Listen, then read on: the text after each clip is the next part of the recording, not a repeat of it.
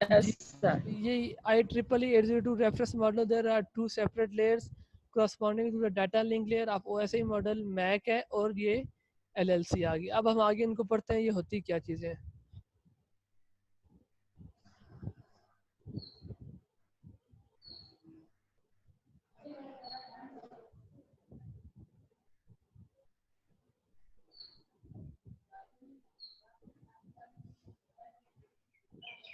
जी, अब हम देखते हैं इसको।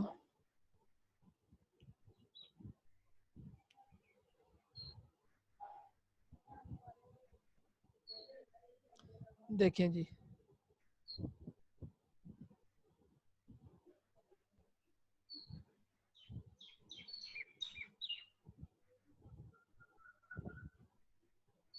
अच्छा LLC क्या होती है, ज़रा इसको देखते हैं।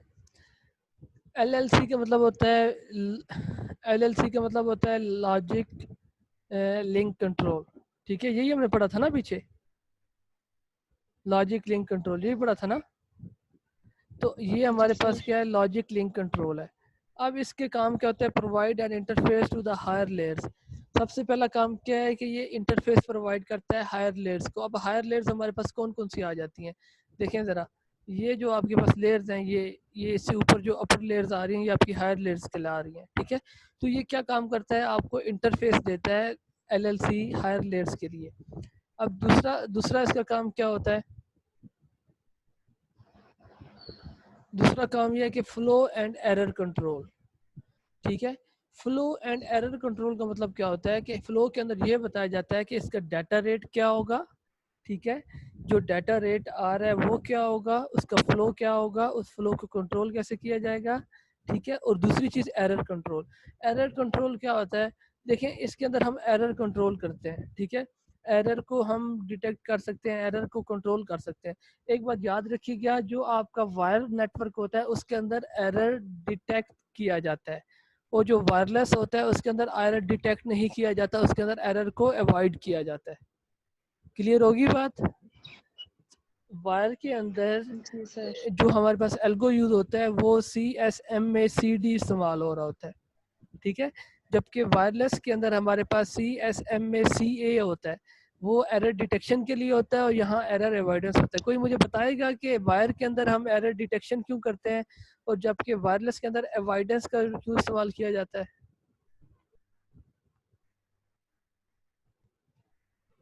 जी, कोई बताएगा मुझे, लाइक बच्चा।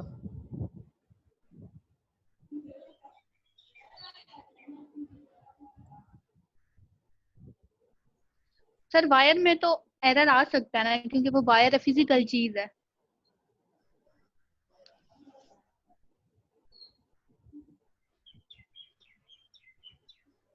वायर के अंदर आ सकता है,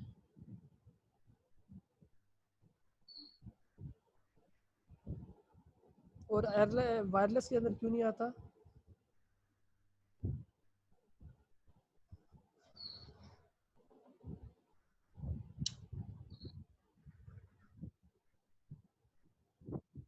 जी, वायरलेस के अंदर सर क्यों नहीं वायरलेस आता, में वायर नहीं होती।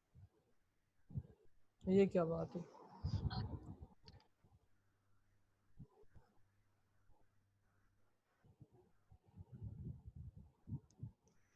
देखिए, जो वायर वायर होता है ना, उसके अंदर हम पॉइंट टू पॉइंट कोऑर्डिनेशन नहीं कर रहे होते, जबकि वायरलेस के अंदर हमारे पास पॉइंट टू पॉइंट कोऑर्डिनेशन हो रही होती है। ठीक है, और दूसरी बात ये होती है कि इसके अंदर हम अवॉइडेंस यूज़ करते हैं, एरर डिटेक्शन यूज़ नहीं करते, क्योंकि वायरलेस के अंदर अवॉइड किया जाता है, डिटेक्ट नहीं किया जाता। एरर डिटेक्शन आपकी वायर के अंदर होती है, जबकि वायरलेस के अंदर आपके पास एरर अवॉइडेंस होता है। ठीक है, और यहाँ पे बात है कि एरर कंट्रोल, और ये LLC आपका क्या काम करती है, एरर को कंट्रोल करती है। ठीक है, जो एरर्स आ रहे हैं उनको कंट्रोल करेगी, उसको ठीक कर, ना कि डिटेक्शन का काम इसका नहीं होता, इसका काम एरर कंट्रोल करना होता है। Clear my point. आगे आ जाता है मैक लेयर। मैक लेयर क्या होता है, इंटरफेस टू फिजिकल लेयर। ये इंटरफेस किसको देती है, फिजिकल लेयर को देती है। देखें, ये जो आपकी मैक और LLC है, ये फिजिकल लेयर और बाकी लेयर्स के दरमियान के अंदर है। ठीक है, ये बेसिकली जो OSI मॉडल है उसकी डाटा लिंक लेयर और इसकी डाटा लिंक लेयर के अंदर ये दो आ जाती हैं, LLC और मैक। अब मैक क्या होता है? मीडियम एक्सेस कंट्रोल होता है। याद रखिएगा, मैक का मतलब होता है मीडियम एक्सेस कंट्रोल। अब ये क्या काम करता है? Interface with physical layer, interface देता है फिजिकल लेयर को। सेकंड इसका काम क्या है? Govern access to land transmission system. ये एक्सेस देता है लैंड ट्रांसमिशन सिस्टम को, जो ट्रांसमिशन आपकी चल रही होगी उसको ये एक्सेस देगा। सेंडिंग एंड रिसीविंग फ्रेम्स, ये रिस्पॉन्सिबल होता है फ्रेम्स को सेंड करने में और रिसीव करने में। और फ्रेम सिंक्रोनाइजेशन, फ्रेम सिंक्रोनाइजेशन क्या होता है?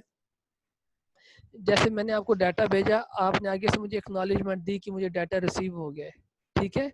अगर रिसीव नहीं हो तो आप मुझे नेगेटिव एक्नॉलेजमेंट दोगे, डाटा रिसीव नहीं हुआ, मैं दोबारा डाटा सेंड करूंगा, ठीक है। सिंक्रोनाइज का मतलब क्या होना है? कि दोनों तरफ से कॉपरेशन होना, दोनों तरफ से बातचीत होना, उसको सिंक्रोनाइजेशन बोलते हैं। एरर डिटेक्शन क्या काम करती है? एरर डिटेक्शन इसका काम ये होता है कि जो एरर आएगा उसको ये डिटेक्ट करेगा। मैकलेयर क्या काम करती है? एरर को डिटेक्ट करती है। जहाँ पे एरर होगा ये बताएगी कि ये एरर आ रहा है। एरर डिटेक्शन के हमने कौन कौन से पढ़े थे? कौन कौन से मेथड से एरर को डिटेक्ट करने के लिए बताएं जरा। पढ़ कर आए हैं ना हम एरर डिटेक्शन? जी बताएं। सारे एल्गोस पढ़ कर आए थे ना एरर डिटेक्शन के? फिर चुप होकर बैठे हुए हैं। जी जवाब नहीं दे रहे।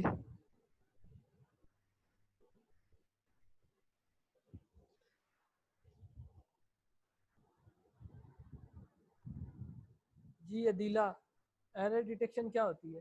हमने कौन कौन से एल्गोस पढ़े थे एरर डिटेक्शन के? अदीला हुसैन। सर मैंने वो क्लासेस नहीं ली थी error very detection. Good. Adiba.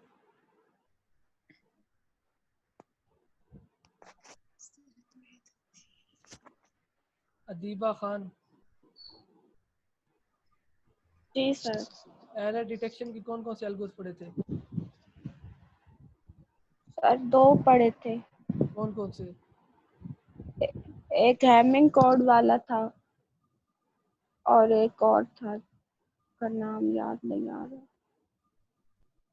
Very good, Hamming code वाला, माशाल्लाह जी। आयशा तारिक। और जी सर।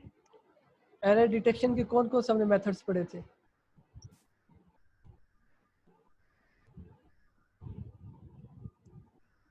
तहमीन अता। या सर जी एक रिडंडेंसी था, एक सिंपल पैटी चेकर और two dimensional very checksum good, था और साइक्लो वेरी गुड, ट्रेडेंट था। Very good. जी हमने पढ़े थे, CRC पढ़ा था, साइक्लिक रिडंडेंसी चेक पढ़ा था, पैरिटी चेक्स हमने पढ़े थे, चेकसम हमने पढ़ा था। ये सारे एरर डिटेक्शन के हमने पढ़े थे। अल्लाह के बंदो जाग जाओ, इससे पहले कि पेपर आपके सर पर आ जाए। जी मैक लेयर क्या क्या काम करती है? सबसे पहला काम इंटरफेस प्रोवाइड करती है फिजिकल लेयर को। उसके अलावा ट्रांसमिशन देती है, सेंडिंग रिसीविंग फ्रेम्स की रिस्पॉन्सिबल होती है ये, फ्रेम सिंक्रोनाइजेशन होती है और एरर डिटेक्शन होती है। जी आगे मेरे पास बेटा आ गया फिजिकल लेयर।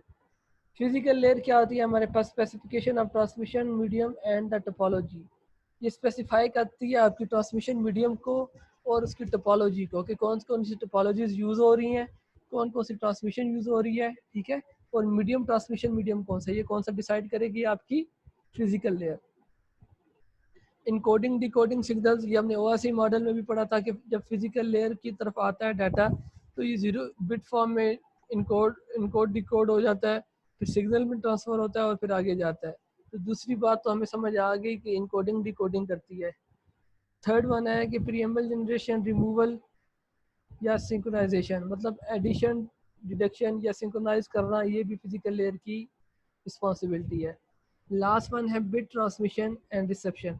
अगर आपने बिट सेंड की है, डाटा सेंड किया है, तो वो बताएगा कि सेंड हो चुका है, या डाटा रिसीव, जो डाटा सेंडिंग और रिसीविंग होती है वो आपकी कहाँ पर होती है? फिजिकल लेयर के अंदर होती है। तो फिजिकल लेयर की क्या क्या रिस्पॉन्सिबिलिटीज हमारे पास आ गई? ट्रांसमिशन मीडियम डिसाइड करना, इनकोड डिकोड करना, सिंक्रोनाइजेशन करना और बिट रिसेप्शन, ट्रांसमिशन या रिसेप्शन की रिस्पॉन्सिबिलिटी होती है। क्लियर? अब यहाँ पर ज़रा ये एक डायग्राम देखें। ये डायग्राम अगर आपको याद होगी तो आपको सारा क्लियर हो जाएगा। देखें ज़रा, ये फिजिकल लेयर है आपके पास, ये मीडियम एक्सेस कंट्रोल है और ये आपके पास LLC है। ठीक है, अब ज़रा ये देखिएगा कि ये ज़रा देखें, मैंने आपको क्या बोला था कि CSMACD एरर डिटेक्शन आपका कहाँ कहाँ पर इस्तेमाल हो रहा है। ठीक है, फिर आपका बेटा आ जाता है टोकन बिट्स आपकी कहाँ कहाँ पर इस्तेमाल हो रही हैं, और उसका जो आपके पास स्टैंडर्ड है IEEE 802.4 कहाँ कहाँ पर आपका इस्तेमाल हो रहा है, 802.12 आपका कहाँ कहाँ पर हो रहा है, राउंड रॉबिन प्रायोरिटी के अंदर आ रहा है, टोकन रिंग के अंदर 802.5 आ रहा है, FDDI जो उनसे आपका ये इस्तेमाल कहाँ पर हो रहा है।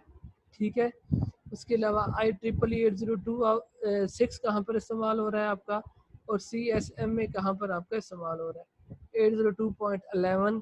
ये जो है 802.11 है, ये आपका वायरलेस के तौर पर इस्तेमाल किया जाता है। क्लियर होगी बात कि नहीं हुई? क्लियर है? क्लियर है?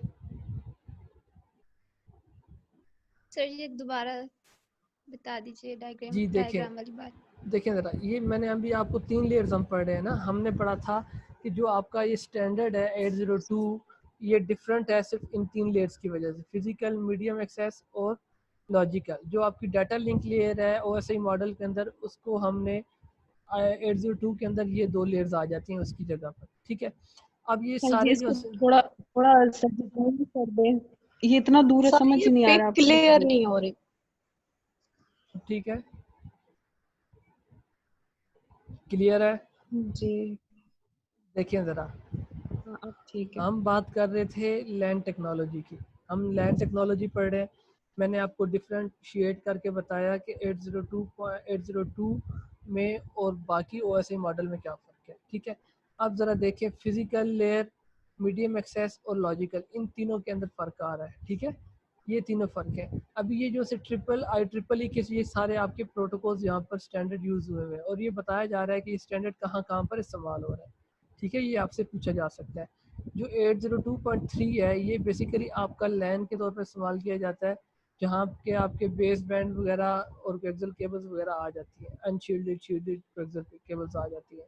और ये आपका फिजिकल आ गया, फिजिकल के अंदर ये चीज़ें इस्तेमाल हो रही हैं आपकी। मीडियम के अंदर आपका जो मैक लेयर है उसके अंदर ये CSMACD, ठीक है, ये डिटेक्शन के तौर पर इस्तेमाल किया जा रहा है। अब इसी तरह हम बात कर लेते हैं 802.4 की। उसके अंदर आपके पास ब्रॉडबैंड आ जाते हैं फिजिकल लेयर के अंदर। ठीक है, उनकी स्पीड आ जाती है, और मैक लेयर के अंदर उसकी टोकन बसेस वगैरह आ जाती है। अब हम अगर बात करते हैं 802.12 की, उसकी फिजिकल लेयर के अंदर अनशील्डेड पेयर्स और ये उसकी स्पेसिफिकेशंस आ गई, और मैक लेयर के अंदर उसकी क्या आ गई, आपकी राउंड रॉबिन प्रायोरिटी आ गई। राउंड रॉबिन, आपने ऑपरेटिंग सिस्टम का सब्जेक्ट पढ़ रहे हो आप लोग? OS का सब्जेक्ट पढ़ रहे हो? Yes sir. OS के यस अंदर सर। राउंड रॉबिन शेड्यूलिंग पढ़ लिया है आपने? नो यस सर, सर, अभी नहीं पढ़ी, अभी नहीं की है दीपक। ये स्टार्ट करनी है। ये स्टार्ट करनी है, वैसे बताया था सर। मैं आपको समझा देता हूँ राउंड रॉबिन होता क्या है। राउंड रॉबिन के अंदर हम ऑपरेटिंग सिस्टम को एक टाइम पीरियड देते हैं। ठीक है, कि ये बेसिकली प्रीएम्प्टिव होता है। बाकी जो आपने एल्गोस पढ़े हुए होंगे, शॉर्टेस्ट जॉब फर्स्ट आपने पढ़ा हुआ होगा, प्रायोरिटी क्यूज आपने पढ़ा हुआ होगा, मल्टी लेवल प्रायोरिटीज आपने पढ़ी हुई होंगी। उसके अलावा जी हाईएस्ट जॉब फर्स्ट आपने पढ़ा हुआ होगा। अब राउंड रॉबिन के अंदर क्या होता है, इसके अंदर आपके जो प्रोसेसेस होते हैं उनके एक टाइम पीरियड अलॉट कर दिया जाता है कि तूने इतनी देर तक चलना है, तूने इतनी देर तक चलना है, और तूने इतनी देर तक चलना है। ठीक है, तो मैक लेयर के अंदर क्या है, राउंड रॉबिन प्रायोरिटी यूज हो रही है। इतना काफ़ी है, ये राउंड रॉबिन को और डीपली ले जाऊँ, हजम कर लेंगे इतना? काफी है। देखिए, अब आगे यस सर। 802.5 के अंदर आपके पास टोकन रिंग आ जाती है मैक के अंदर, और फिजिकल के अंदर ये शील्डेड वगैरह आ जाती है। FDDI के अंदर आपके पास ये लेयर्स आ जाती हैं, और वहाँ पर मैक के अंदर आपके पास टोकन रिंग्स आ जाती हैं। ठीक है, टोकन रिंग्स बेसिकली क्या होता है, टोकन पार्सिंग एक ऐसी फिनोमेना कह लें, जब वो डाटा सेंड करता है तो एक टोकन भेजता है, और जब वो रिसीव करता है तो फिर एक टोकन भेजता है कि जी मुझे ये डाटा रिसीव हो चुका है। ठीक है, समझ आ गई बात कि नहीं आई? कि नहीं आई? आ गई है सर। चले आगे मेरे पास देखें ज़रा आगे। अच्छा, ये FDDI होता क्या है बेसिकली? इसको हम बोलते हैं फाइबर डिस्ट्रीब्यूटेड डाटा इंटरफेस बोला जाता है, याद रखिएगा। ये एक स्टैंडर्ड होता है डाटा ट्रांसमिशन के लिए। लैन के अंदर जो हम स्टैंडर्ड यूज़ कर रहे होते हैं उसके अंदर एक FDDI भी स्टैंडर्ड होता है। ठीक है, FDDI क्या होता है? फाइबर डिस्ट्रीब्यूटेड डाटा इंटरफेस होता है, और ये एक स्टैंडर्ड होता है for data transmission in local area network. Clear होगी बात? कोई पॉइंट मिस नहीं करना यहाँ पर। आगे आपके पास आ जाता है DQDB। ठीक है, ये आपके पास आ जाता है क्या नाम है, लैन के अंदर, और उसकी जो आपकी फिजिकल लेयर है उसके अंदर क्या आ जाता है? जो आपकी फिजिकल लेयर है उसके अंदर आपके पास आ जाता है ऑप्टिकल वगैरह आ जाते हैं, और उसकी स्पीड आ जाती है। बेसिकली DQDB बेटा होता है डिस्ट्रीब्यूटेड क्यू ड्यूअल बस। ठीक है, क्या चीज़ होती है? डिस्ट्रीब्यूटेड क्यू ड्यूअल बस। ये टेलीकम्युनिकेशन के अंदर हम इस्तेमाल कर रहे होते हैं। ये मल्टी एक्सेस नेटवर्क होती है और सपोर्ट आपकी कर रही होती है डाटा इंटीग्रेशन पे। ठीक है, जिसके थ्रू हम ये डुअल बेस डिस्ट्रीब्यूटेड क्यूइंग का इस्तेमाल करते हैं। और बेसिक इसका मकसद ये होता है कि ये एक्सेस प्रोवाइड करती है लोकल एरिया नेटवर्क पर, मैन पर। ठीक है, और डाटा कनेक्शन ओरिएंटेड के लिए इस्तेमाल की जाती है।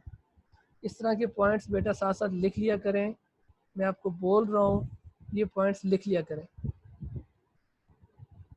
ठीक है, अब लास्ट पे 802.11 जो सा है, 802.11 जो सा है, हमारा जो MS में सब्जेक्ट था 802.11 हम लोगों ने पढ़ा था, और ये हमारा पूरा एक सब्जेक्ट बनता है।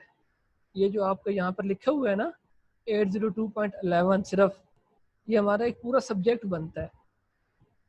और ये जो आपकी मैक लेयर है ये एक पूरा सब्जेक्ट है, ये सिर्फ मैक लेयर।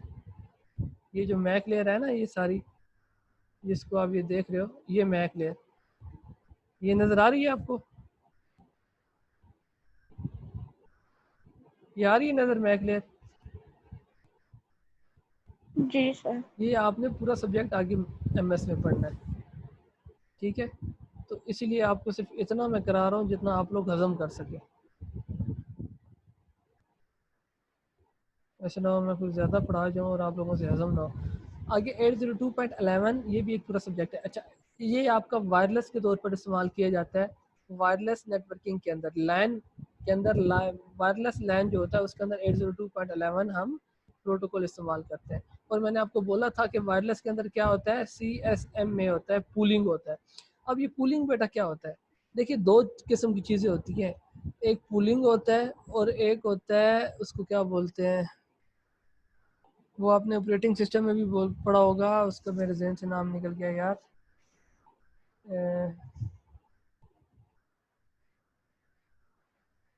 जब ऑपरेट कोई इंटरप्ट आपने पढ़ा होगा, इंटरप्ट का नाम पढ़ा यस होगा। देखिए, ये यस दो सर। चीज़ें होती हैं, यस सर यस पढ़ा। सर। एक पूलिंग होता है और एक इंटरप्ट होता है। इंटरप्ट क्या होता है? जब कोई आपका ऑपरेटिंग सिस्टम काम कर रहा होता है तो कोई प्रोसेस आता है और वो इंटरप्शन करता है, वो आपके उसको बताता है, प्रोसेसर को बताता है कि जी ये आपका एक नया टास्क आ गया है, इसको एग्जीक्यूट करें। इंटरप्शन यही होती है ना? Yes sir. अब यहाँ पर पूलिंग का काम क्या होता है, वो इंटरप्ट उसको नहीं करता, ये सिर्फ जाकर उससे पूछता है, प्रोसेसर खुद पूछता है हाँ जी कोई नया टास्क आया है या नहीं आया। एक चीज़ है कि आप सोए हुए हो और मैंने आपको जाकर झंझोड़ दिया है, ये पूलिंग है। और दूसरी चीज़ ये है कि आप खुद उठे और उठ के आप आकर बता रहे हो कि जी मैं जाग रहा हूँ, ये पूलिंग है और वो इंटरप्शन है। समझ आ गई बात? जी सर। शुक्र है। चलें जी आगे हम चलते हैं ज़रा। अब ये देखें ज़रा, एक नई मज़े की चीज़ आ गई है।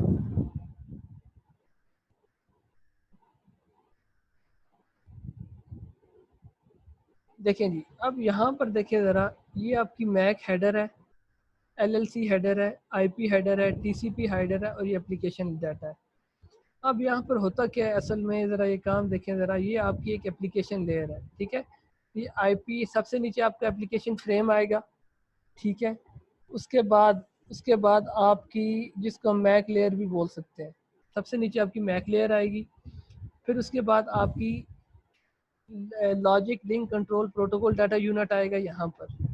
फिर उसके बाद आपकी बेटा आ जाएगी ये आईपी डाटाग्राम, ठीक है। और फिर आपके टीसीपी सेगमेंट्स वगैरह आ जाएंगे जो सेंड करने हैं। ये जो आपका एप्लीकेशन डाटा है ना, ये आपके बाकी जो चीज़ें हैं आपकी, ये सिर्फ डाटा लिंक लेयर की हम बात कर रहे हैं उसके अंदर, ठीक है। ये एप्लीकेशन डाटा है, यहाँ पर आपकी मैक ट्रेलर आ गया और यहाँ पे मैक हेडर आ गया। ये एक पूरी एक मैक लेयर है, ठीक है। ये जो पूरी बनी हुई है ना, ये अगर मैं आपको यहाँ पर दिखाऊं, ये आपकी बेटा पूरी जो सी है ना, शिट, ये आपकी बेटा एक पूरी मैक लेयर है, ठीक है। अब यहाँ पर मैक लेयर के अंदर क्या होता है, एड्रेसेस होते हैं जो ऐड किए गए हैं। यहाँ पे error detection and error control आता है,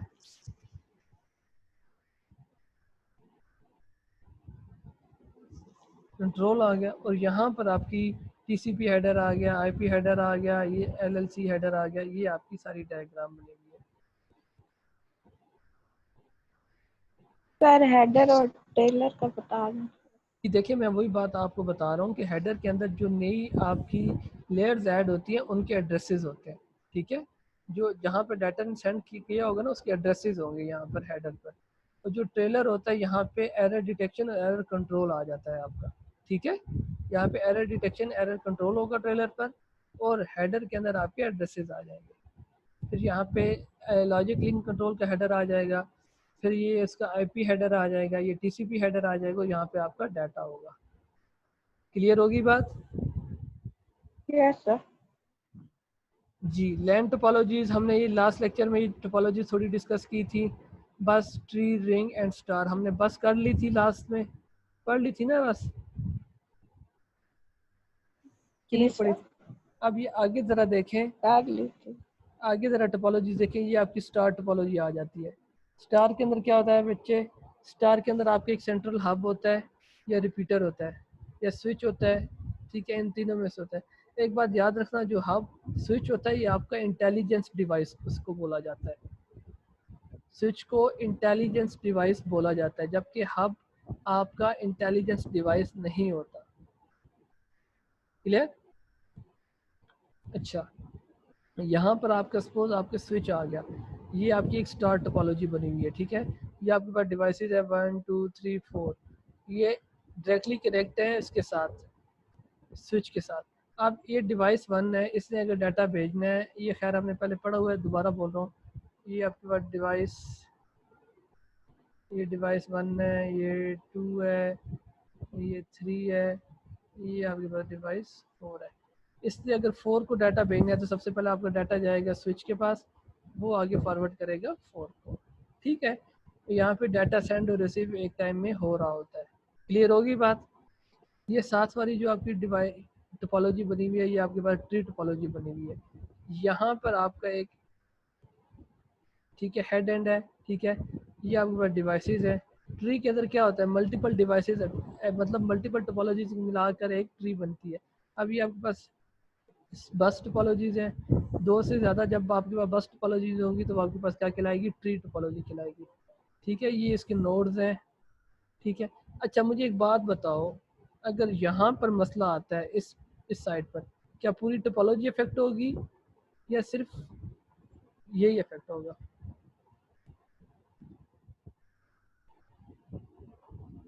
बताएं जी।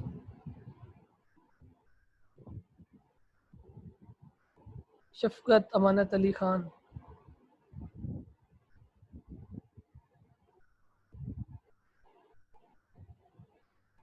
शफकत है ही नहीं माशाल्लाह जी। मुझे ज़रा ये बताएंगी तहमीन अता। जी तहमीन अता, तहमीन आपको आवाज़ आ रही है? जी सर जी आ रही है। जी ज़रा बताएं मुझे। अगर यहाँ पर आपका मसला बनता है इस जगह पर, क्या आपकी पूरी टोपोलॉजी इफेक्ट होगी या सिर्फ ये साइड इफेक्ट होगी? और साथ मुझे रीज़न भी देनी है। सर जी सिर्फ यही होगी, पूरी नहीं होगी। सिर्फ यही होगी, ठीक है।